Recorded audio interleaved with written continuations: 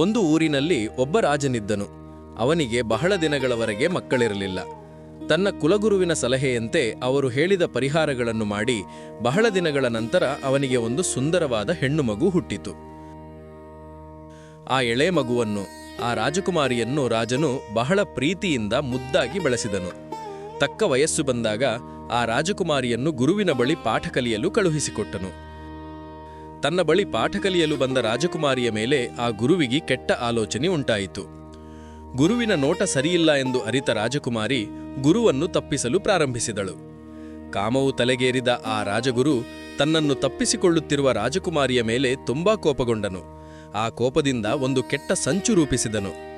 ರಾಜನ ಬಳಿ ಹೋಗಿ, ನಾನು ರಾಜಕುಮಾರಿಯ ಜಾತಕವನ್ನು ನೋಡಿದೆ, ಅದರಲ್ಲಿ ದೊಡ್ಡ ದೋಷವಿದೆ.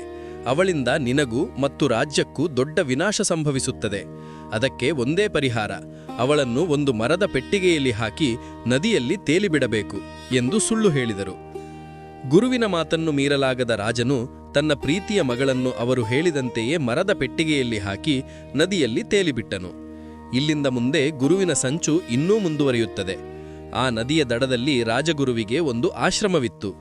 ಅಲ್ಲಿರುವ ಶಿಷ್ಯರಿಗೆ, ನದಿಯಲ್ಲಿ ಒಂದು ಮರದ ಪೆಟ್ಟಿಗೆ ತೇಲಿ ಬರುತ್ತದೆ, ಅದನ್ನು ಭದ್ರವಾಗಿ ನನ್ನ ಕೋಣೆಯಲ್ಲಿ ಇಟ್ಟುಬಿಡಿ.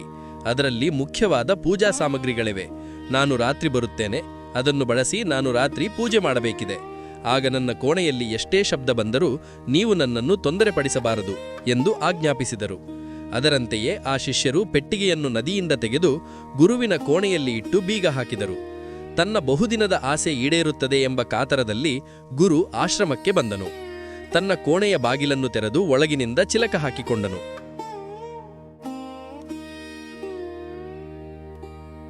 ಆದರೆ ಪೆಟ್ಟಿಗೆಯಲ್ಲಿದ್ದುದು ಆ ಹುಡುಗಿಯಲ್ಲ, ಒಂದು ಕರಡಿ. ಆ ಕರಡಿ ಗುರುವಿನ ಮೇಲೆ ದಾಳಿ ಮಾಡಲು ಪ್ರಾರಂಭಿಸಿತು.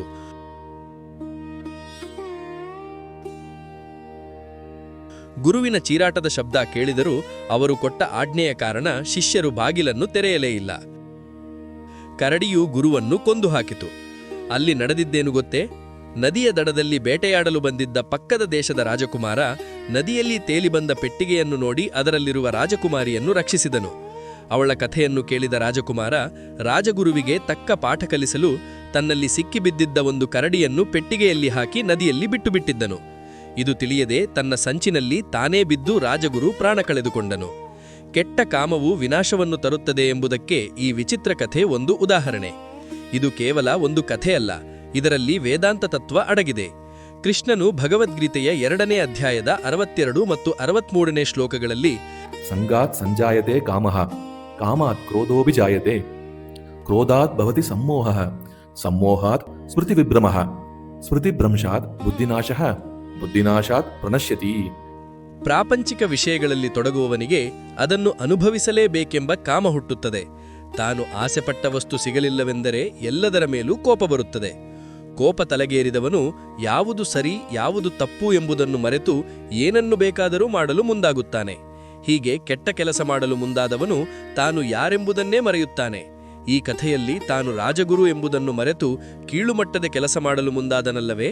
ಹಾಗೆಯೇ ತನ್ನನ್ನು ಮರೆತವನು ತಾನು ಕಲಿತದ್ದೆಲ್ಲವನ್ನೂ ಕಳೆದುಕೊಳ್ಳುತ್ತಾನೆ. ಅಂಥವನು ಕೊನೆಗೆ ನಾಶವಾಗಿಯೇ ಹೋಗುತ್ತಾನೆ. ಭಗವಂತನನ್ನು ಧ್ಯಾನಿಸದೆ ಕೇವಲ ಪ್ರಾಪಂಚಿಕ ಸುಖಗಳಲ್ಲಿ ತೊಡಗುವವನ ಸ್ಥಿತಿ ಏನಾಗುತ್ತದೆ ಎಂದು ಕೃಷ್ಣ ತೋರಿಸುತ್ತಾನೆ. ಗೀತೆಯಲ್ಲಿ ಕೃಷ್ಣನು ಹೇಳಿದ ಅರ್ಥವನ್ನು ಈ ರಾಜಗುರುವಿನ ಕಥೆಯ ಮೂಲಕ ನಾವು ತಿಳಿಯಬಹುದು.